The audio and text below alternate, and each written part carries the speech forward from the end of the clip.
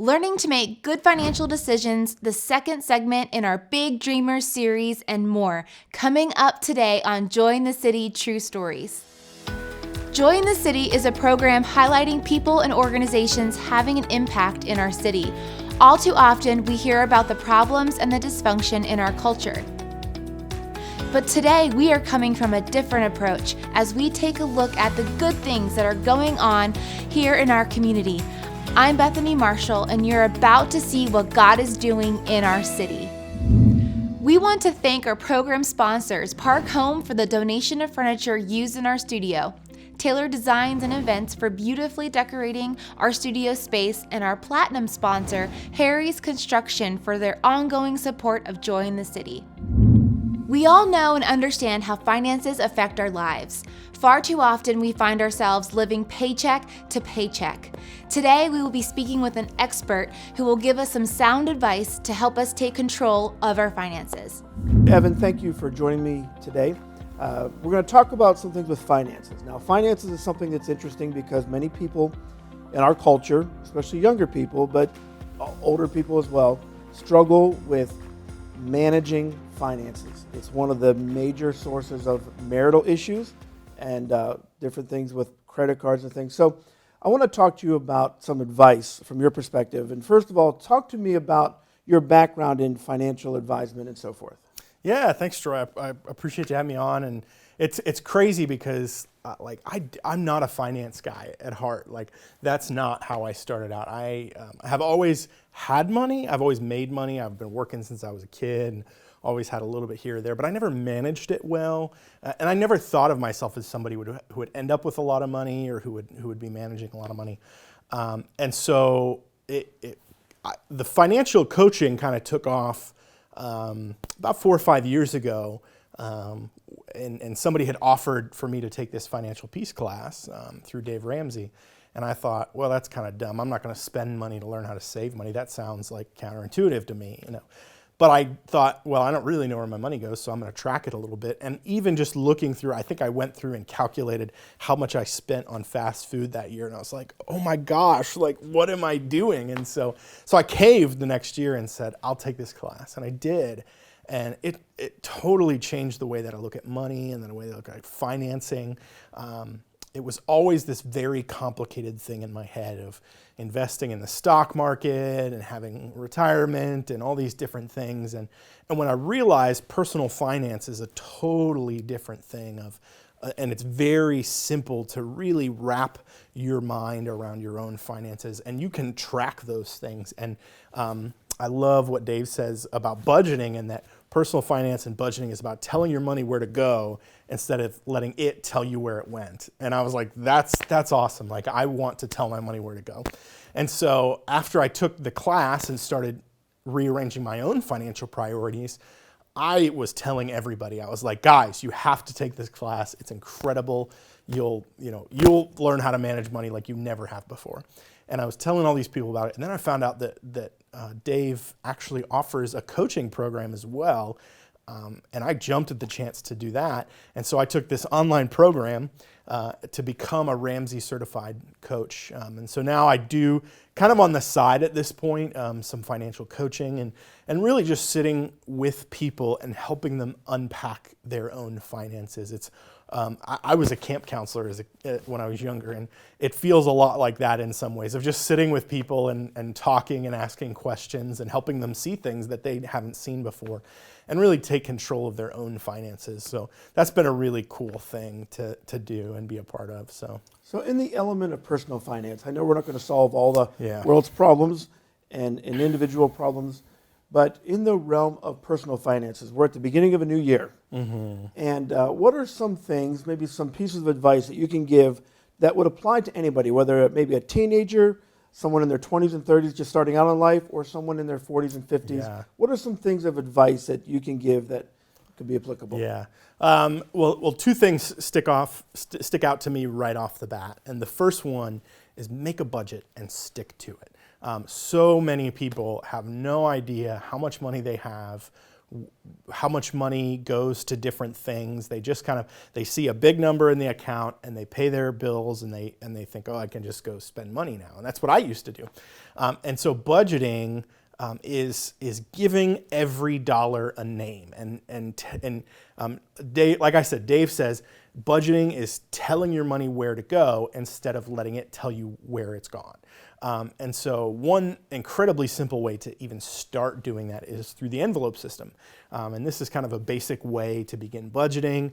I did it for a long time and really enjoyed it. And it's where you take a bunch of different envelopes, and when you get paid, you take that paycheck and you cash it, and you put money into each of those envelopes, and you write on the envelope what that's for.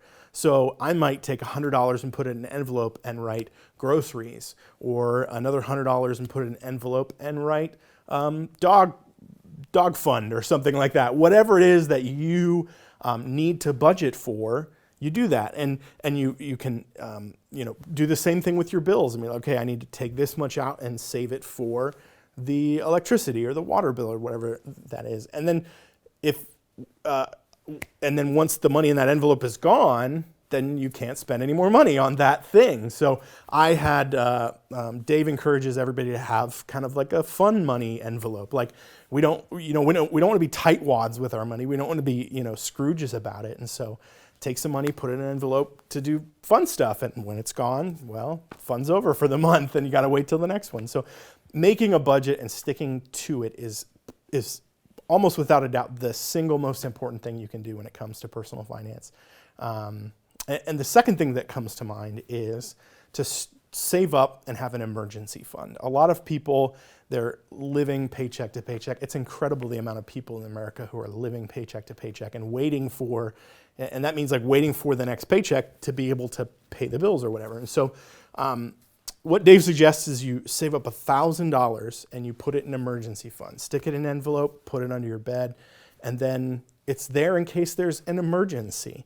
And as soon as you've done that, as soon as you have some money that's set aside, you are no longer living paycheck to paycheck. And so what that does is it allows you to stay on track with your financial goals. And so instead of the car breaking down or an unexpected, bill, health bill or something coming up and completely throwing you off, you've got money that's set aside and it keeps you on track. Because life is unexpected and things come up all the time. Just this week, I had an eye problem that I had to get taken care of, and my phone broke, and so we had to deal with that. And I had a couple other things go wrong around the house, and I was like, man, if I didn't have money set aside for some of these things, it could have put me in a real bind. Coming out of Christmas, we've just spent a ton of money, but we know we've got money set aside to handle these things. And so I think those two things, making a budget and setting aside an emergency fund, are two of the most fundamental things you can do to start getting yourself to a place financially where you'll feel more secure and more in control of your money instead of controlled by your money. So those two elements obviously foundational for good money management. Yeah. What is a way or method when you're talking about budgeting? And let's say that someone has, unfortunately, 7 or 8 credit cards. Yeah. Granted, you can pay the minimum amount on those, but we all know that doesn't get very far. So is there a recommendation for how to hit the credit card realm with your debt? Yeah, debt is such a huge problem. It's incredible how many people I talk to who are just loaded with debt. I mean, I think the average college debt that each person has is something like $36,000. And I've seen people coming out of college with upwards of $150,000 to $200,000 in debt. And that's not including the credit cards, which tons of people tend to rack up. And so I think step number one is to cut them. Cut them up, throw them away. You don't need them. I laugh every time I see the credit commercials and they're like, boost your credit. And I'm like, why? You don't need it. Like, this is ridiculous. And so the first step is definitely cutting up those credit cards and throwing them away. So we're not adding to that debt. And then it's facing the problem head on, not being scared of it. And doing what we call the snowball method. And so What you're going to do is you're going to take care of your 4 walls. You're going to take care of the basics: food, shelter, clothing, transportation, and utilities. Once you've got those things covered in your budget, you're going to figure out, okay, what are the absolute necessities that I have to pay? And then you figure those things out. And then at the bottom of your budget, after you've paid all the other things you need to do, you list all of your debts, okay, and the minimum payments for those debts.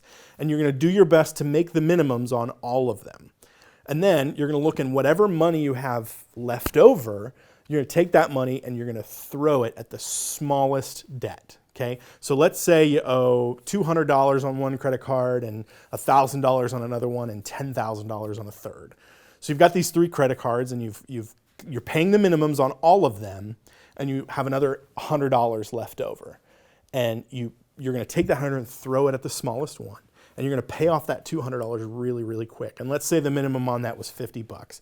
So suddenly you've got an extra $100 plus the $50 that went to that first credit card. You're going to take that $150 and you're going to put it onto the next smallest one. And so that one you owe $1,000 on.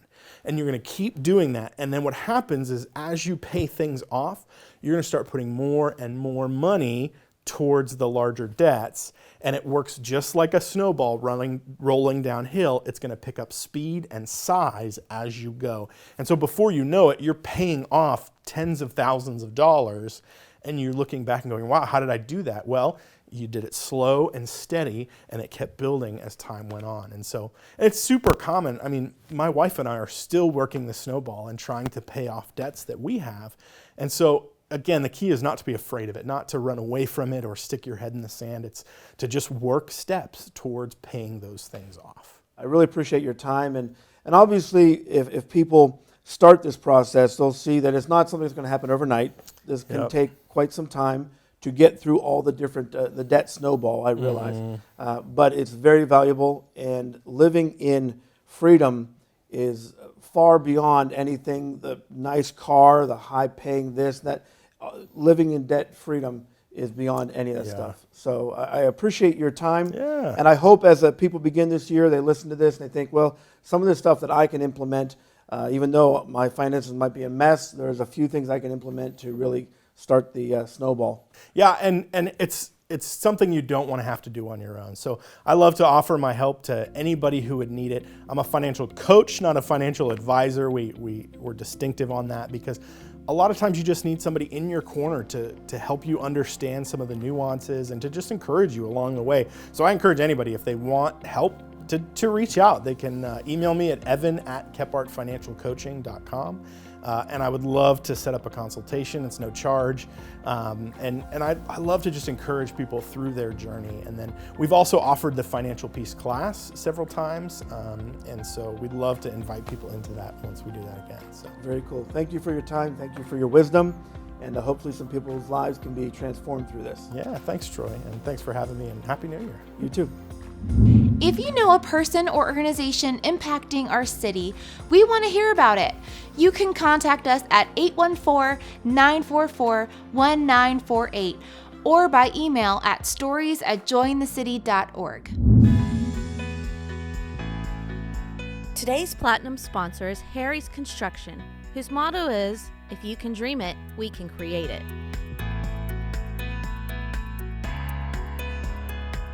Recently opening Harry's Construction Kitchen and Bath Center so you, the consumer, can see examples of the variety of services provided by the team at Harry's Construction. Be sure to visit Harry's Construction Kitchen and Bath Center at 114 Main Street in Bellwood. You can also visit their website to see pictures of home improvement projects over the years. Thanks again to Harry Halk and the team for supporting Joy in the City. In the second segment of our Big Dreamer series, we will be chatting with Nate Verilla, who is a broker and owner of Varela Real Estate. Well, thank you guys for joining with me today. And as we begin another segment of our Dream Bigger theme, I felt no one is more applicable to this than you guys. So tell me a little bit about your story, about who you are, what made you who you are today. Yeah, I think for me, as far as who I am a big dreamer. I always say in our household, our running joke is go big or go home. Indeed. And, another thing I say is, we jump out of the airplane without a parachute on. and God saves us. And it's a risk living. It's dreaming big, no fear kind of living, and that's kind of how I live my life in business and in life. When did you get into the real estate world? 2011, so almost 10 years ago. Started doing some property management, and I was faithful with about 40 units. Ended up growing their portfolio over 100% and continued to get in my real estate license. Opened my own brokerage now, Varela Real Estate.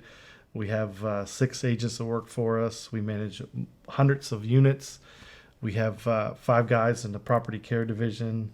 I own 4 businesses, real estate, property management, real estate sales, Varela Holdings, and now the Armory. And now the Armory. So we're moving. So it sounds wonderful, everything you've done. And for someone who may be watching this, they may think everything that you touch turns to gold.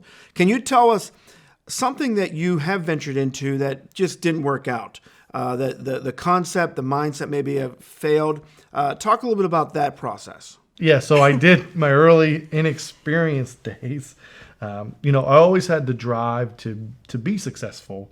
And I did start off with hauling to be a food distribution center and hauling food to the Amish community, and opening up a business to unload trucks and things like that. So not always success is different. I guess to ask myself the honest question is, what is success? To me, success is not just a lot of money in the bank or a lot of employees. Success is sometimes failing and picking yourself back up and moving forward. To me, that's success. Indeed. Yeah. Right? They always say this: most billionaires or multimillionaires, they don't occur until after the age of 55.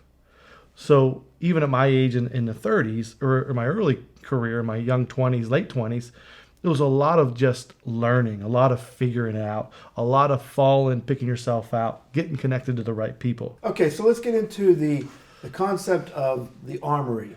Talk about the heartbeat behind this before you even were able to launch this, but what is it that is community related that you wanted to see occur which brought this about? When they called me, my heartbeat just jumped, and I knew that I wanted to purchase this building. And what I really want to do is just get the heartbeat of God behind it, right? When I was praying about it and I was in my quiet time, I remember that God was telling me that the community will rally behind you. And I remember that God was saying that he wanted his heartbeat for this place, right? Because once you buy something, you have all these things you can do, all these programs, all these ministries. At the end of the day, I don't need another thing to do, but I want to do what God wants me to do. Just like that verse, acknowledge him, he'll direct your path and your step. Like, God, what do you want to do here? What's your will for this place? I just want to be a conduit for you to be able to work through us to make Tyrone a better place, for the community to have something to do. So really just the heartbeat of God is really what we're after here. So you're only in this a month, but you have jumped in feet first, full steam ahead. And can you tell us a little bit about what's the faith element that you have in this whole thing? So it's just the Armory Tyrone Community Center, and we are still in the beginning stages. We have lots of dreams. For right now, we are hosting a lot of sports facility things. So we have volleyball, we have soccer in there, we have basketball, we've held wrestling tournaments. We have office space, so we can host Bible studies, devotion groups. I have a heart for the teens in the town, so in the future I want to do something called 31 with girls, based off of Proverbs 31, and I would love to take them into the kitchen and teach them baking skills, cooking skills, simple things on how to survive on your own, what it means to walk with God, have a relationship, be a woman of dignity and character. So those are the things that I would love to do with the girls in the future, and we are pretty open to what God's speaking. So we are trying to just take our time, like he said, get the heartbeat of God and walk with him, partner with him. Of course, we really, really want to unify the community. That's our thing, is to have a place that they can come. I think we we get overjoyed every night because we get texts from young guys wanting to play pickup basketball. And even though that's not a big deal, it makes us so happy that we have a place that we can provide for them off the streets to come in and play. And our big thing is that we have to manage the gymnasium time slots wisely because they're packed every night. So we're just trying to figure things out to host the kids and be That's a place amazing. for them. Yeah, and on that, we were down at the gym, and I ran into one of the kids, and the kid said to me, he said, Nate, he said, this is the first time since high school that all of our friends can get together. And there's like 20 to 30 kids that get together, and it's just full of life. And that's the great thing. Since we opened this and we've owned it for a month, there's so much life on it right now. And it's just bringing life to Tyrone already, like I said, the first month. So whenever you have a basketball event or women doing certain exercise or something like that, what do you do with the discipleship factor that is your heartbeat? How does that play into those activities?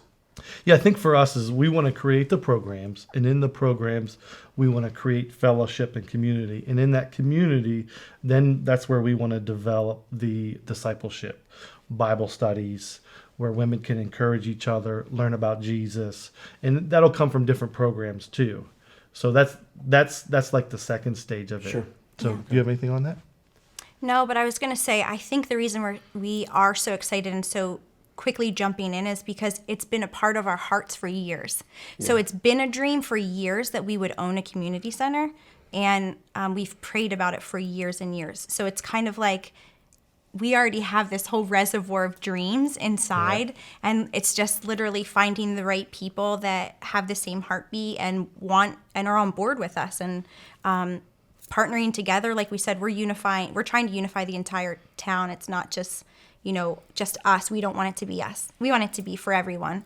And we're just the facilitators. We're just the vessels. That's what we feel we're supposed to do. So we're trying our best. Incredible. Many times when I've talked to people, there's often a husband or wife that's the big dreamer and they pursue things, but not very often do we see a husband and wife team effort in something like we see with you two. I love what I'm looking at. I love this whole story. And talk about a little bit how that journey has been brought about. Back in the day, when I was a school teacher and he was a football coach, we hosted the football players. They would come to our house. I would cook because I was a home ec teacher, sort of. There's a fancier name, but let's just call it home ec. And I would cook them dinner, and then he would create the Bible study and this lesson. And we had all these football players, and we only had 2 babies at the time. And so for a few years we did that, and we loved it. And then I did a girls group for 6 years. But as we continue to have children, we have 4 now, it just, our vision kind of shifted a little, where I had to be home with the kids. And I kind of, because I wasn't in the school anymore, lost that connection with the youth. But opening this community center is just like a wide door, and now we're just walking in it. And, I really feel like God's just going to bring the youth to us because they just need a place to come and have fun. And that's what we're all about. That's what we're doing. Amazing. Yeah. So as someone who's watching this show, they might be in the early stages of their dream and pursuing things. I'd love to have a few pieces of advice from you of your journey, of your process that could be pieces of wisdom for those who are watching. Dream big. Dream real big. And you hear this saying, if you shoot for the stars, land on the moon, you're still out of space. And that's what you want to do. And you have all the resources. Even some people think that I can't do it. I don't have this education, or I don't know these people. Once you put one foot in front of the other and you start digging that ditch, you'll see that things will come together. I always heard a famous saying that you can't connect the dots looking forward. But once you put one step in front of the other and you look back, you can connect all the dots. And that's the same thing. Just do it. Dream big and just do it. Don't wait. Just do it. And that's what I've done, and that's what we're doing. And so far, so good. My biggest thing is I stay grounded in Christ. We pray together. We listen to the Holy Spirit together. And if there isn't peace, we don't move forward. With him taking these huge leaps of faith, I'm always like, hey, like he says, he jumps out of the parachute, or he jumps out of the airplane without the parachute. I'm always like, I have to be his cheerleader and positive for him. If I'm negative and I hold him back, then there's this resistance, and it just doesn't flow with us. So personally, for me, I trust in the Lord, and I just try to encourage and blow in his sails, and push him forward, because I've seen him just take off with God and do great things. And I feel like if I was home like being negative and not encouraging, I would really damper that, the way that he walks with God. He's always been a huge dreamer. Take leaps of faith. It's okay to fail. Like when he was delivering food to the Amish, and he was trying to provide for the family, and it was really, really tough. Wasn't working? It wasn't working. We still, I cling to the joy of the Lord as my strength. And so even in our lows, I just continue to have faith. God, you're our provider. No one else is our provider. And you see his heart. And I think something that he hasn't shared yet was that he's always shared with me is, as a little boy, what is like your biggest thing that you wanted to always do? Yeah, so for me, there's two things I always want to do. I won't share the first one, but the second one is to always help people, right? Yeah. So if it's making money, I can use money as a tool to help people. If it's for the community center, it's a place where I can help people. Ever since I can remember, 5, 6, 7, 8 years old, I always had in my heart to help people. And I, in my heart, have always just loved people. And so like together, I think this community center and dreaming together is just like a beautiful collision of two hearts that really want to just bless people and help people. And that's all. There's no other ulterior motives but behind it. It's literally just, how can we bless the people in our town, and how can we provide a space? Since we have this building, let's not be selfish. Let's just share the love. And so that's our mindset. And it's pretty simple. Yeah, and it works. And I remember in the book of Joshua, where it talks about entering in the promised land, and it tells Joshua, what did the Lord say? Have I not commanded you to be strong, right? Have I not commanded you to be strong and courageous, declares the Lord, right? And I think that's one thing that I've done well at, is just, even if there's fear, just to be strong and courageous and continue to go into that promised land, whether it's in business, whether it's in this community center, in life, with kids, with your relationships, with anything you do. Just be strong and be courageous. And I remember there's times where I was a little nervous or a little scared, but I just, I encouraged myself in the Lord and said, all right, be strong and courageous, and just push forward and just jump out of the airplane. Yeah. Well, I want to tell you both, thank you so much for coming today. I just wanted to get a little insight into your journey, and we got that and much more. I appreciate your time today. Thank you for coming. Thanks. Thank you. We're Thanks for so having excited. us. Yeah. Thanks for having us. That's all the time we have today. Thanks for watching Join the City True Stories. Let me encourage you to watch other episodes of people and organizations having an impact on our community on ABC 23 at 5:30 a.m. and 12:30 p.m. every Sunday. You can also catch us each week on our Facebook page and YouTube channel. Until then, be encouraged, because God is moving in our city.